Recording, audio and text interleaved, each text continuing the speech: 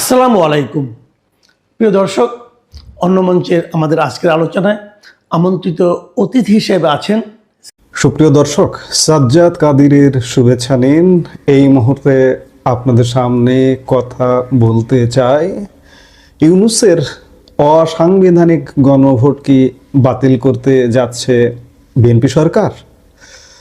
গণভোট এই মুহূর্তে গত কয়েক মাসে বাংলাদেশের রাজনীতিতে আলোচনার একটা গুরুত্বপূর্ণ বিষয়। এই গণভোট অধ্যাদেশ যখন জারি হয় কিংবা গণভোট যখন জাতীয় নির্বাচনের সাথে ট্যাগ করে দেওয়া হয়, গণভোট যখন অনুষ্ঠিত হয়, তখন থেকে আমার আগাগোড়ায় এই গণভোটের ব্যাপারে নেতিবাচক মনোভাব আমি প্রকাশ্যেই বলেছি। এমনকি নির্বাচনের আগে আমার এই চ্যানেলে, আপনাদের এই চ্যানেলে গণভোট দেবেন না এরকম একটা পোস্টারও দিয়েছিলাম। কারণ গণভোটটা কি? গণভোটটা আসলে আমাদের সংবিধানে নেই। গণভোট সংবিধানে একসময় ছিল, সেটি বাতিল করা হয়েছে 2012 সালে। সেই বাতিলকৃত জিনিস ইউনূস সরকার আয়োজন করেছে। এখন এই গণভোট নিয়ে টানাপোড়েন দেখা যাচ্ছে বলা যায়। বাংলাদেশের রাজনীতিতে কি আবারও একচ্ছত্র ক্ষমতার অধ্যায় ফিরে আসছে? ডক্টর মোহাম্মদ ইউনূসের অন্তর্বর্তী সরকারের সেই বহুল আলোচিত গণভোট অধ্যাদেশ 2025 নিয়ে এখন চরম উত্তেজনা বিরাজ করছে জাতীয় সংসদে। জুলাই সনদের ওপর ভিত্তি করে গণভোট হলো, সেই সনদ কি এখন আস্থা করে নিক্ষিপ্ত হতে যাচ্ছে? গতকাল বুধবার জাতীয় সংসদে বিশেষ কমিটির বৈঠক শেষে বেরিয়ে এলো এসব তথ্য। সরকারি দল বিএনপি এবং বিরোধী দল জামাতে ইসলামের মধ্যে শুরু হয়েছে বাকযুদ্ধ। বিএনপি কি চায় ডক্টর ইউনূসের সংস্কারগুলো মুছে ফেলুক? আমি একজন বাংলাদেশের নাগরিক হিসেবে আমি মনে করি যে অসাংবিধানিক উপায়ে কোনো কাজ হতে পারে না। কিসের সংস্কার? সংসদের বাইরে কিসের সংস্কার? সংস্কার যদি হয় সংসদে হতে পারে। হঠাৎ করে উড়ে এসে জুড়ে বসে কোথা থেকে কে কোন আলী রিয়াজ মিয়াজ এইসব এসে সংস্কার চাপায় দেবে, এটা তো হতে পারে না। হ্যাঁ, আমার সময়ের সাথে অবশ্যই আমার শাসন ব্যবস্থা, শাসন কাঠামো, আমার রাষ্ট্র ব্যবস্থায় সংস্কারের প্রয়োজন আছে। কিন্তু তাই বলে ওই যে বললাম, আলী রিয়াজ পিয়াজ এসে আমাকে সংস্কার চাপিয়ে দিতে পারে না অসাংবিধানিক উপায়ে। এই সংস্কারের নামে, জুলাই সনদের নামে, গণভোটের নামে যা কিছু হচ্ছে এই সব কিছু অসাংবিধানিক। এখন প্রশ্ন হচ্ছে, বিএনপি আমরা শুরু থেকে যেটি দেখছি যে সাংবিধানিক পথে এগুতে চাইছে, কিন্তু প্রশ্ন আসছে জামাত কি তবে স্টান্টবাজি করতে চাইছে বা করছে? অসাংবিধানিক উপায়গুলোকে সামনে আনছে, অসাংবিধানিক উপায়ে যেতে চাইছে? হ্যাঁ, অবস্থা দৃষ্টিতে তেমনটাই মনে হচ্ছে। অসাংবিধানিক যত দাবি দেওয়া তারা দাবি করছে। বিএনপি নির্বাচনের আগে পর্যন্ত কিন্তু এক প্রকার একমত সবকিছুতে ইউনূস যা বলেছে তাই মেনে নিয়েছে। কারণ বিএনপিকে জামাত আসলে সত্যিকার অর্থে একটা চরম একটা বিপদে ফেলেছিল, যার কারণে বিএনপির ওই সময় জি হুজুর করা ছাড়া কোনো উপায় ছিল না। যখন নির্বাচনটা হয়ে গেল তখন বিএনপি কিন্তু স্বরূপে ফুটে উঠল। আমরা দেখছি যে এখন পর্যন্ত তারা সাংবিধানিক বাধ্যবাধকতা, সাংবিধানিক ধারাবাহিকতা বজায় রাখতে চাইছে, কিন্তু শেষ পর্যন্ত কি করতে পারবে সেটা নিয়ে প্রশ্ন আছে, প্রশ্ন থাকতেই পারে। জুলাই জাতীয় সনদ বা সংবিধান সংস্কার বাস্তবায়ন আদেশের ওপর যে গণভোট হয়েছে, সেই গণভোট অধ্যাদেশ 2025 নিয়ে এখন চরম টানাপোড়েন। জামায়াতে ইসলামের দাবি, ক্ষমতাসীন বিএনপি এই অধ্যাদেশটি বাতিলের প্রস্তাব করেছে, কিন্তু বিএনপি সরাসরি তা স্বীকার করছে না।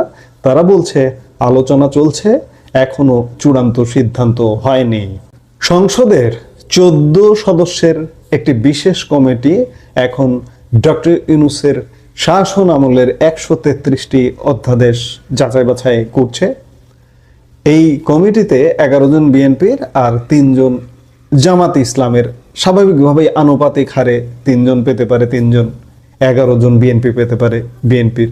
এই 133টি অধ্যাদেশের মধ্যে 113টি অধ্যাদেশ পাশের বিষয়ে দুই দল একমত হলেও বাকি 20টি নিয়েই বেঁধেছে মূল জট, যার মধ্যে অন্যতম হলো এই গণভোট অধ্যাদেশ। মজার ব্যাপার হলো এই যে 133 অধ্যাদেশের মধ্যে 113টা পাশ করবার সিদ্ধান্ত নেয়, এটা কিন্তু একটা যুগান্তকারী ঘটনা। 111 সরকারের সময়, 2007-8 সরকারের সময়ও, সেই সময়ও শতাধিক অধ্যাদেশ জারি হয়েছিল সেই সময়ের 2 বছরের শাসন আমলে, আর ইউনূসের 1.5 বছরের শাসন আমলে 133। সেই সময় কিন্তু এতগুলো অধ্যাদেশ পাশ করেনি আওয়ামী লীগ। আওয়ামী লীগ সরকার পরবর্তীতে ক্ষমতায় এসেছিল 111-এর পরে, ম্যাক্সিমাম 50-60টা অধ্যাদেশ পাশ করেছিল। সেই বিচারে 113টি অধ্যাদেশ পাশ করবার সিদ্ধান্ত নিচ্ছে কমিটি। এটি কিন্তু একটা বিরাট ব্যাপার। যে 20টি অধ্যাদেশ নিয়ে পাশ হবে না এমন বোঝা যাচ্ছে বা জানা যাচ্ছে, সেগুলোর মধ্যে গণভোট যেমন আছে, তেমনি আরো কিছু অধ্যাদেশ আছে, যেমন সুপ্রিম কোর্টের বিচারক নিয়োগ, গুম প্রতিরোধ অধ্যাদেশ, দুর্নীতি দমন কমিশন অধ্যাদেশ, মানবাধিকার কমিশন অধ্যাদেশ। এসব নিয়ে জামাতের অভিযোগ বলা যায় খুব গুরুতর। তারা বলছে বিএনপি এই অধ্যাদেশগুলো বাতিল বা পরিবর্তনের মাধ্যমে আগের মতোই প্রধানমন্ত্রীর হাতে একচ্ছত্র ক্ষমতা কুক্ষিগত করতে চায়। যদি তাই হয়, তবে কি জুলাই অভ্যুত্থানের সেই মূল চেতনা, যেখানে ক্ষমতার বিকেন্দ্রীকরণের কথা বলা হয়েছিল, তা কি লঙ্ঘিত হচ্ছে? এটি কি জুলাই সনদের সরাসরি অবমাননা নয়? এখানে আমার স্পষ্ট কথা, এইসব জুলাই সনদ কিংবা জুলাই অভ্যুত্থান, এই অভ্যুত্থান তো আমার কাছে তো অভ্যুত্থানই নয়। আপনি যদি আমাকে জিজ্ঞেস করেন আপনি কি এই অভ্যুত্থানের পক্ষের শক্তি, আমি বিরোধী শক্তি, প্রকাশ্যে বলছি আমি বিরোধী শক্তি। এটা একটা ষড়যন্ত্র ছিল। সেই ষড়যন্ত্রের অংশ বিএনপি যদি হয়, বিএনপিকেও ভবিষ্যতে সাফার করতে হবে। কিন্তু বিএনপির এখন পর্যন্ত যেটা দেখা যাচ্ছে, যে নির্বাচনের আগ পর্যন্ত তারা সবকিছুতে জি হুজুর করে গেছে, সায় দিয়ে গেছে, কিন্তু এখন তারা সাংবিধানিক পন্থায় সংবিধানের পথে হাঁটতে চাইছে। যদি হাঁটে তাহলে অবশ্যই সাধুবাদ জানাবো, আর যদি না হাঁটে সময় তার নিশ্চয়ই বিচার করবে। এখন প্রশ্ন উঠতে পারে, বিএনপি চাইলেই কি এগুলো বাতিল করতে পারবে? এখানে সংবিধানের 93 অনুচ্ছেদের একটি আইনি মারপ্যাচ আছে। সংবিধান অনুযায়ী যে কোনো অধ্যাদেশ জারির পর পরবর্তী সংসদে যখন প্রথম যে অধিবেশনটা বসে, সেই অধিবেশনের 30 কার্য দিবসের মধ্যে অধ্যাদেশগুলো পাশ করতে হয়। তা না হলে তা স্বয়ংক্রিয়ভাবে বাতিল হয়ে যায়। ডক্টর ইউনূস সরকারের এই 133টি অধ্যাদেশ গত 13 মার্চ সংসদে উত্থাপন করা হয়েছে, অর্থাৎ আগামী 12 এপ্রিলের মধ্যে এগুলো পাশ না হলে সব বাতিল হয়ে যাবে। জামাত নেতা রফিকুল ইসলাম খান স্পষ্ট অভিযোগ করেছেন যে আইন মন্ত্রণালয় থেকেই গণভোট অধ্যাদেশ বাতিলের প্রস্তাব দেওয়া হয়েছে। অন্যদিকে জামাতের আরেক এমপি জিএম নজরুল ইসলাম মনে করেন, বিএনপি যে বলছে গণভোটের বিধান সংবিধানে নেই, এটি আসলে অধ্যাদেশটি বাতিলেরই একটি অজুহাত মাত্র। দর্শক, একটু পেছনের দিকে তাকানো যাক। গত 25শে নভেম্বর গণভোট অধ্যাদেশ জারি করা হয়েছিল এবং 12 ফেব্রুয়ারি নির্বাচনের দিন সেই গণভোট অনুষ্ঠিত হয়। সেখানে 68% বেশি মানুষ হা ভোট দিয়ে জুলাই সনদ বাস্তবায়নের পক্ষে রায় দিয়েছিলেন। ভোট নিয়ে প্রশ্ন আছে, এই 68% সঙ্গে জাতীয় নির্বাচনের ভোটের সাথে গণভোটের ভোটের নানা রকম ফারাক আছে। সোজা কথা, নানা রকম ষড়যন্ত্র আছে। এই ভোটের ফলাফল এখানে বিবেচ্য নয়। যে ভোটটা বৈধই নয় সাংবিধানিক নিয়ম অনুযায়ী, সেই ভোটে 68% ভোট পড়লো নাকি 100% রায় দিল মানুষ, এটি কিন্তু বিবেচ্য বিষয় নয়। গণভোট অধ্যাদেশে কি ছিল? আদেশে বলা হয়েছিল হা জয়ী হলে নির্বাচিত এমপিদের নিয়ে 180 দিনের একটি সংবিধান সংস্কার পরিষদ গঠন করতে হবে। এই পরিষদই তত্ত্বাবধায়ক সরকার ব্যবস্থা, পিআর বা আনুপাতিক নির্বাচন পদ্ধতি এবং 100 আসনের উচ্চকক্ষ গঠনের বিধান সংবিধানে সংযুক্ত করবে। কিন্তু ক্ষমতায় আসার পর বিএনপি এই সংস্কার পরিষদের শপথ নেয়নি। বিএনপি সঠিক কাজ করেছে, কারণ সংবিধানে সংস্কার পরিষদ বলে কিছু নেই। সেই সংস্কার পরিষদের শপথ কেন বিএনপি নেবে? জামাত শপথ নিয়েছে, এনসিপি শপথ নিয়েছে, অর্থাৎ জামাত যে জোট নিয়ে তারা বরঞ্চ বলা যায় আইন ভঙ্গ করেছে, সংবিধান লঙ্ঘন করেছে। এই সংবিধান লঙ্ঘনের দায় তাদের বিচার হওয়া দরকার। বিএনপি বলছে যে তারা যা কিছু করার সব কিছু সংবিধান সংশোধনও যদি করতে হয় তারা সেটা সংসদের মাধ্যমে করবে, সেটি সঠিক কথা। এবং এখানেই তৈরি হয়েছে জামাতের সাথে সংঘাত। জামাতের অবস্থান হলো জনগণের 70% যে গণভোট রায় দিয়েছে তা পাশ না করা জনগণের সাথে বিশ্বাসঘাতকতা। অর্থাৎ জামাত বলতে চাইছে আপনি সংবিধান লঙ্ঘন করে হলেও আপনার গণভোটের রায় কার্যকর করতে হবে, বাস্তবায়ন করতে হবে, জুলাই সনদ ইত্যাদি ইত্যাদি। বিএনপির পক্ষ থেকে অ্যাডভোকেট জয়নুল আবেদিন এই যে 133 অধ্যাদেশ পর্যালোচনা যে কমিটি করা হয়েছে তার প্রধান অ্যাডভোকেট জয়নুল আবেদিন এবং আইনমন্ত্রী আসাদুজ্জামান কি বলেছেন? তারা বলেছেন তারা জুলাই সনদের বিপক্ষে নন, কিন্তু সবকিছু হতে হবে সাংবিধানিক পদ্ধতিতে। আইনমন্ত্রীর মতে গণভোটে জয়ী হলে সংস্কার পরিষদ গঠন করার বিষয়টি জুলাই সনদের মূল চেতনার সাথে সাংঘর্ষিক হতে পারে। স্বরাষ্ট্রমন্ত্রী সালাউদ্দিন আহমেদ আরো পরিষ্কার করে বলেছেন অধ্যাদেশগুলোকে 3 ভাগে ভাগ করা হয়েছে, কিছু সরাসরি পাশ হবে, কিছু সংশোধন হবে, আর কিছু বাতিল হবে। তাদের কাছে এখন 2টি বিষয়ে অগ্রাধিকার পাচ্ছে, একটি জুলাই সনদ আর অন্যটি সাংবিধানিকতা। জামাত প্রশ্ন করছে যে সংবিধানের দোহাই দিয়ে কি তবে বিএনপি জনগণের সরাসরি ম্যান্ডেটকে এড়িয়ে যাওয়ার চেষ্টা করছে? প্রিয় দর্শক, আগামী 29শে মার্চ এই বিশেষ কমিটির 3য় বৈঠক অনুষ্ঠিত হবে। সেদিনই হয়তো নির্ধারিত হবে বাংলাদেশের আগামীর পথ চলা। বিএনপি কি প্রধানমন্ত্রীর ক্ষমতা নিয়ে জুলাই সনদের পূর্ণ বাস্তবায়ন করবে, নাকি অতীতের মতো আবারও সব ক্ষমতা একজনের হাতে ফিরিয়ে নেবে? জামাত এবং বিএনপির এই বিপরীতমুখী অবস্থান কি কেবল রাজনৈতিক আদর্শের লড়াই, নাকি ক্ষমতার ভাগাভাগির অঙ্ক? আপনাদের কি মনে হয় ডক্টর ইউনূসের সংস্কারগুলো কি টিকে থাকবে? কমেন্ট করে আপনার মতামত জানাতে পারেন।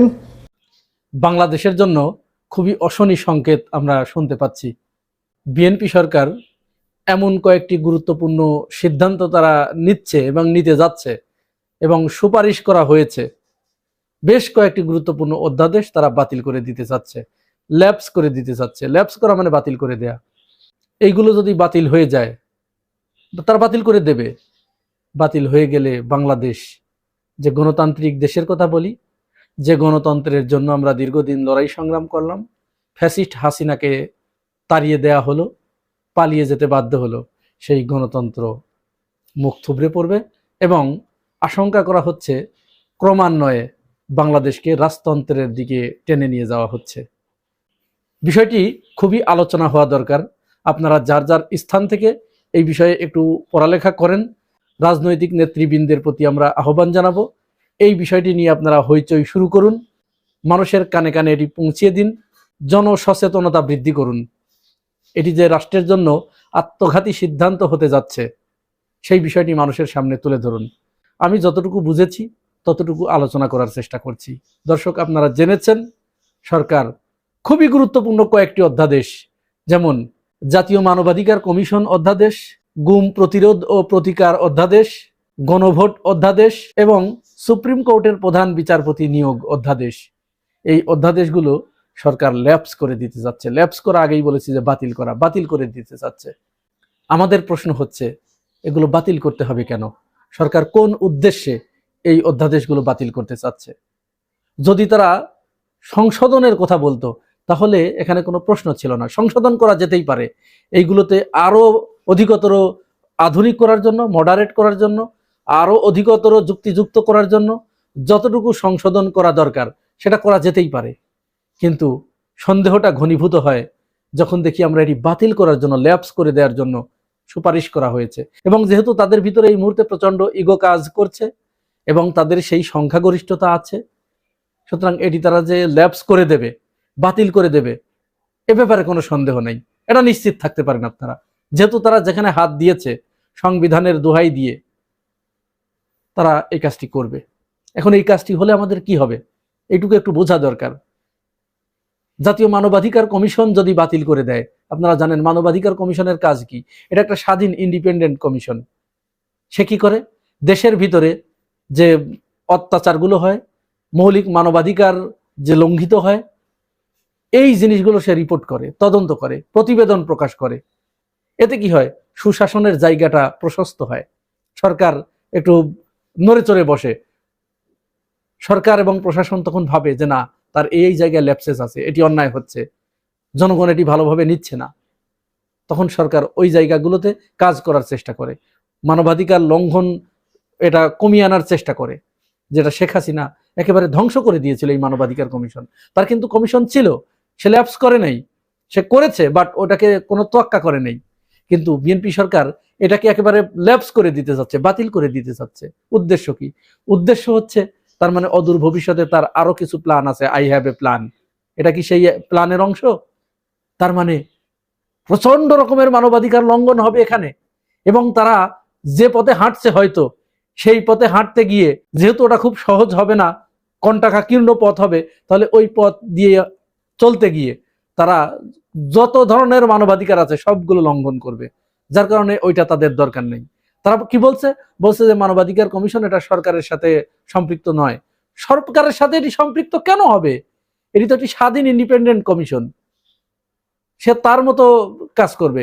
এমনকি আদালত যেমন মাঝে মাঝে সুয়মাটা রুল জারি করে না, স্বপ্রণোদিত হয়ে, মানবাধিকার কমিশন মাঝে মাঝে সে এই কাজও করতে পারে, তার এই স্বাধীনতা রয়েছে, সুয়মাটা রুল জারি করতে পারে।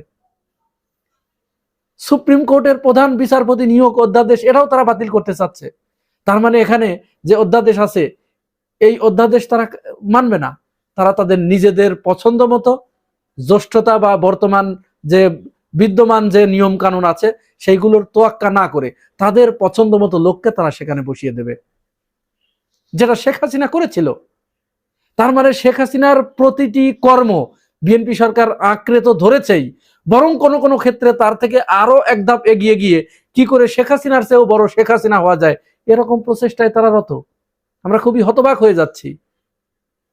এরপরে গণভোট অধ্যাদেশ, এটিও তারা বাতিল করে দিতে চায়। কিসের জন্য বাতিল করে দিতে চায়? এই গণভোট অধ্যাদেশ এটি সংবিধানে নাই, সংবিধান পরিপন্থী। এখন তারা বিরাট সংবিধানের রক্ষক হয়ে গেছে, অথচ এই সংবিধান 5 আগস্টের পরে কোথায় ছিল? 3 দিন তো সরকার ছিল না। 5 আগস্টে শেখ হাসিনা পালিয়ে গেল, 8 তারিখে সরকার গঠন করলো ইউনূস সরকারের নেতৃত্বে। তখন তখন কি সংবিধান ছিল? ইউনূসের সরকার এসেই দেশনেত্রী বেগম খালেদা জিয়ার সমস্ত মামলাগুলো যে প্রত্যাহার করে নিল রাষ্ট্রপতির আদেশে, এটা কি রাষ্ট্রপতি করতে পারে? এটা কোন সংবিধানে ছিল? এই কাজগুলো করতে রাষ্ট্রপতি সংসদ ভেঙে দিতে পারবে, রাষ্ট্রপতি পার্লামেন্ট ভেঙে দিতে পারবে, কিন্তু কার পরামর্শে? প্রধানমন্ত্রীর পরামর্শ। অবশ্যই প্রধানমন্ত্রীর পরামর্শ নিতে হবে, প্রধানমন্ত্রীর পরামর্শ ছাড়া এই কাজগুলো করা যাবে না। তাহলে প্রধানমন্ত্রী কি দেশে ছিল? সুপ্রিম কোর্টের যে প্রধান বিচারপতি নিয়োগ দিয়েছিলেন রাষ্ট্রপতি, এটা কার পরামর্শে দিয়েছিলেন? তিনি তো একা এটা করতে পারেন না, এখানে অবশ্যই প্রধানমন্ত্রীর পরামর্শ লাগে। প্রধানমন্ত্রী কি দেশে ছিল? প্রধানমন্ত্রীর পরামর্শ ছাড়াই তো এই কাজটি হয়েছে। অ্যাটর্নি জেনারেল নিয়োগ দেয়া, এটাও প্রধানমন্ত্রীর পরামর্শে রাষ্ট্রপতি এই কাজটি করে থাকেন। তখন কি প্রধানমন্ত্রী ছিল? রাষ্ট্রপতি কোন আদেশের বলে, কোন ক্ষমতার বলে, কোন সাংবিধানিক বলে এই কাজটি করেছে? খালেদা জিয়ার মামলাগুলোর কথা তো আগেই বললাম। এগুলো কিসের আলামত? অশনি সংকেত। এগুলো রাষ্ট্রের জন্য চরম ভয়াবহ একটা পরিস্থিতির দিকে মনে হচ্ছে রাষ্ট্রকে নিয়ে যাচ্ছে, আমরা সেরকম একটা ধারণা করতে পারছি। এরপরে রাষ্ট্রপতি যে সরকার প্রধান নিয়োগ দিলেন সুপ্রিম কোর্টের পরামর্শে, এই সুপ্রিম কোর্টের পরামর্শ কার কাছ থেকে নিয়েছেন? প্রধানমন্ত্রী ছিল তখন, সেটাও তো নেন নাই। তাহলে সবকিছুই তো অবৈধ হয়ে যায়। প্রধানমন্ত্রীর পরামর্শ ছাড়া সবগুলো হয়েছে, সবগুলো অসাংবিধানিক ভাবে হয়েছে। আর এখন আপনারা শুধু নিজের যতটুকু প্রয়োজন ততটুকুকে আপনি সংবিধানের ভিতরে আঁকড়ে ধরছেন, বাকিগুলো সব সংবিধানে নাই বলে এড়িয়ে দিচ্ছেন।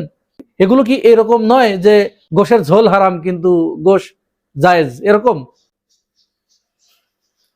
এটা রাষ্ট্রের জন্য অশনি সংকেত, খুবই অশনি সংকেত। এই অধ্যাদেশগুলো যদি বাতিল হয়ে যায়, তাহলে তাদের ইচ্ছা মতো তারা যা খুশি তাই করতে পারবে, কোনো জবাবদিহিতা থাকবে না। এখন তো এমনিতেই কোনো জবাবদিহিতা নাই, এই জবাবদিহিতা যেন আরো না থাকে সেই পথ তারা প্রশস্ত করছে। আমি বিষয়গুলো আবার বলছি, আপনারা দেখেন কত গুরুত্বপূর্ণ। প্রথমেই দেখেন গণভোট অধ্যাদেশ, এটা তারা মানবে না। এটা গণভোটে এটা সংবিধানে নাই বলে এটা তারা মানবে না। আর মানবাধিকার কমিশনের এইটা সবচেয়ে বেশি গুরুত্বপূর্ণ, সবচেয়ে বেশি মারাত্মক ব্যাপার, যেটা তারা ল্যাপস করে দিতে চাচ্ছে। প্রধান বিচারপতি নিয়োগ অধ্যাদেশ, এটাও তারা ল্যাপস করে দিতে চাচ্ছে। বিএনপির বর্তমান এই কর্মকাণ্ড দেখে আমাদের কাছে মনে হচ্ছে, শুরু থেকেই আমরা ভেবেছিলাম যে তারা কেন সংবিধানকে আঁকড়ে ধরলো হঠাৎ করে। সংবিধান আঁকড়ে ধরার তাদের একমাত্র কারণ, তাদের ভিতরে ওই ইগো কাজ করছে যে শেখ হাসিনা সবকিছু করলো তখন কিছুই না, আর এখন আমরা ক্ষমতায় এলাম আর আমাদের জন্য যত নিয়ম না এগুলো আমরা মানি না। শেখ হাসিনা যা করে গেছে আমরা সব করব, এগুলো সব থাকবে, বরং শেখ হাসিনা 17 বছর ছিল, আমরা 25 বছর থাকব। এই ইগো বিএনপির ভিতরে মাথাচাড়া দিয়ে উঠেছে। আমাদের কাছে মনে হচ্ছে সরকার যদি এই অধ্যাদেশগুলো বাতিল করে দেয়, ল্যাপস করে দেয়, আবার বলছি সংশোধন করলে আমাদের কোনো কথা নাই, সংশোধন করতেই পারে, বিরোধী দলের সাথে দেশের জনগণের মতামত নিয়ে আরো অধিকতর আধুনিকায়ন করার জন্য যতটুকু সংশোধন করা দরকার সংশোধন করুক। কিন্তু যখনই ল্যাপস করে দিতে চাচ্ছে তখন আমাদের কাছে মনে হচ্ছে সরকার দেশটাকে আস্তে আস্তে রাজতন্ত্রের দিকে এগিয়ে নিয়ে যাচ্ছে। প্রিয় দর্শক, আপনারা কি মনে করেন? আপনারাও কি এরকম মনে করেন? জানিয়ে যাবেন কমেন্টসে। আর নতুন হয়ে থাকলে সাবস্ক্রাইব করে পাশে থাকবেন নতুন নতুন তথ্য এবং আপডেট পাওয়ার জন্য। আজ ভালো থাকবেন। আল্লাহ হাফেজ।